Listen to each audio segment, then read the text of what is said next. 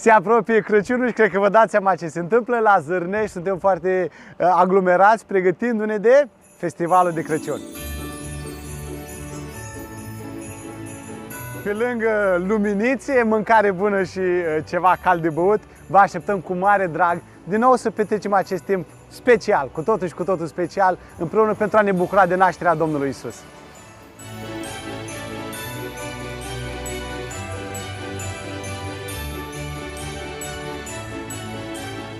Ne aflăm la a treia ediție și am pregătit lucruri noi pentru voi de care să ne bucurăm împreună.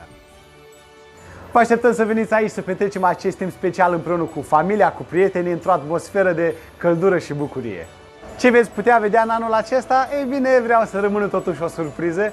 Vă așteptăm începând cu data de 28, 29, 30 și apoi fiecare sfârșit de săptămână din luna decembrie, joi, vineri și sâmbătă. Vă așteptăm cu mare drag!